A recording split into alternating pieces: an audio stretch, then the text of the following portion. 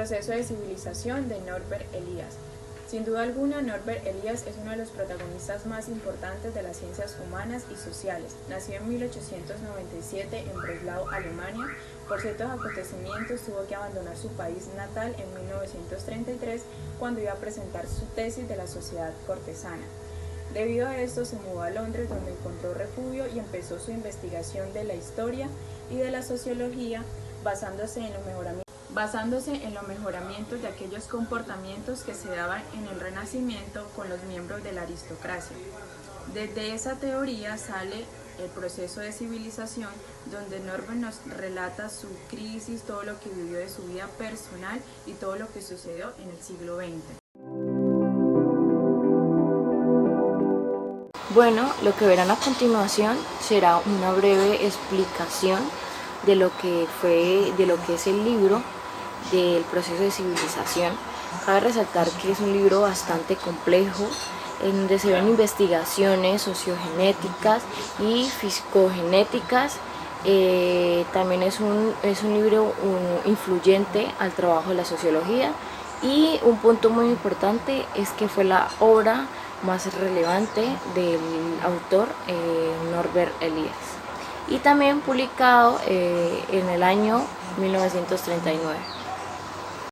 En el libro, Elías comienza hablando acerca de un problema, y este era la sorprendente autoconciencia que tienen los occidentales de ser civilizados.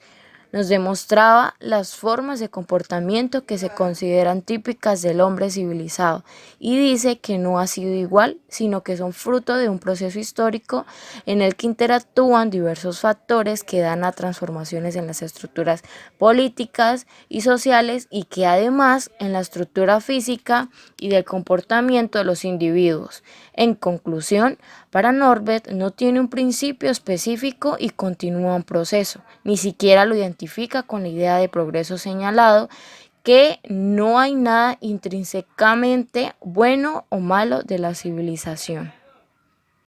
La Edad Media, de la que también menciona Norbert, extendiéndose un poco a los comienzos de la Edad Contemporánea, nombra a las diferentes unidades políticas europeas como Alemania, Inglaterra y principalmente Francia. Si hablamos de civilización, debemos saber que esta palabra se deriva de la noción de civilité, que como los cultivé o politicé trataban de caracterizar la especialidad del comportamiento cortesano del siglo XVI. Cabe resaltar también que Norbert Elias realiza un análisis acerca de los cambios graduales que se dan en la conducta, en las costumbres y el carácter fisiológico de todas las personas a través de la literatura. Bueno, y para finalizar, pienso que el autor, Norbert Elias, con su libro, la intención fue demostrar o darnos a entender que la estructura física y la orientación del comportamiento están íntimamente relacionadas con las estructuras de las funciones sociales y con los cambios de relación entre nosotros los seres humanos. Es decir, que a lo largo de muchos siglos se va produciendo una transformación paulatina hasta alcanzar la pauta de nuestro comportamiento actual, lo cual no quiere decir que el proceso civilizador haya culminado. Para Elías no tiene un principio específico y continúa en marcha. Ni siquiera lo identifica con la idea de progreso, señalando que no hay nada bueno o malo en la civilización. Por otro lado, tampoco lo considera como un proceso, sino que más bien implica flujos y reflujos, movimientos hacia atrás y hacia adelante, incluso desplazamientos laterales. El proceso de civilización supone una transformación del comportamiento y de la sensibilidad humanos en una dirección determinada, pero no de una forma consciente o racional. No es el resultado de una planificación que prevé de largo plazo, ya que estas capacidades presuponen un largo proceso que se tratará de explicar a través de ejemplos. Los comportamientos humanos a lo largo de la vida se han producido diferentes cambios en algunos hábitos y comportamientos, y Norbert nos habla un poco de ello. En la Edad Medieval, dormir todavía no se había privatizado ni se había excluido de la vida social. Era muy frecuente que muchas personas pasaran la noche en la misma habitación. En la clase alta lo hacía el señor con sus criados y la señora con sus doncellas, y era muy normal recibir las visitas en las habitaciones, ya que la cama tenía una función social de extensión. La desnudez. Quien no dormía con toda su ropa se desnudaba por completo.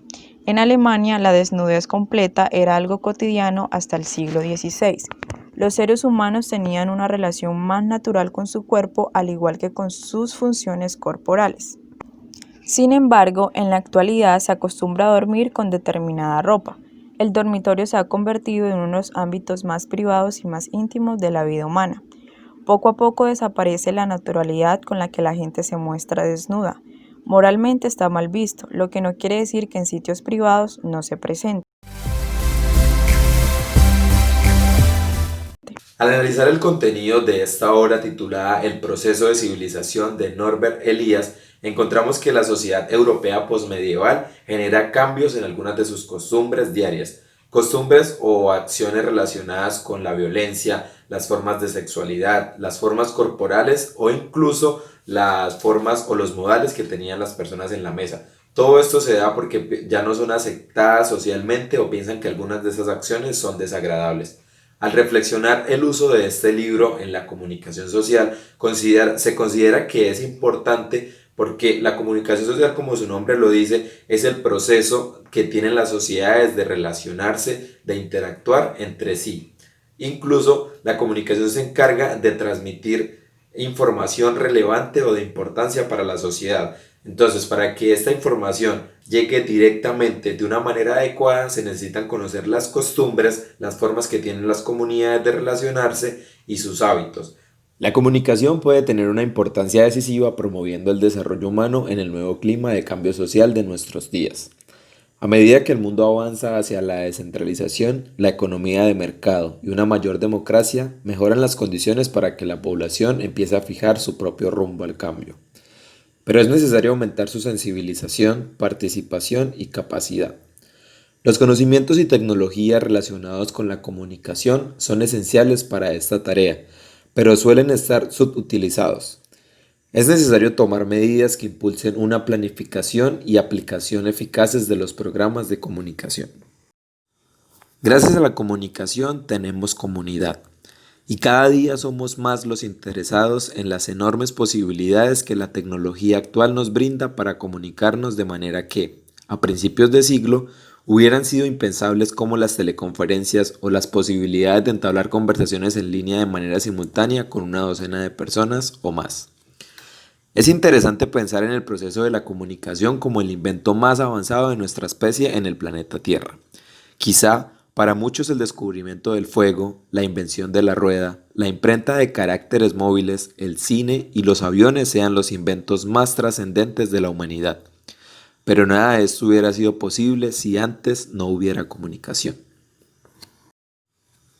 Estudiar comunicación implica no solo entender y comprender cada uno de los elementos que intervienen en este ingenioso proceso, mismo que nos sacó de las cuevas y hoy nos tiene explorando el planeta Marte.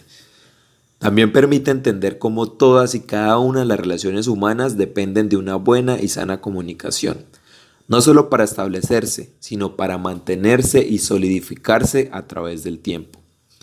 En Ciencias de la Comunicación estamos convencidos que el éxito personal, profesional y social de una persona dependen en gran medida de sus competencias comunicativas, que no son otra cosa que la capacidad de una persona para expresar de manera adecuada, correcta y apropiada sus ideas, su sentir y su forma particular de ver la vida.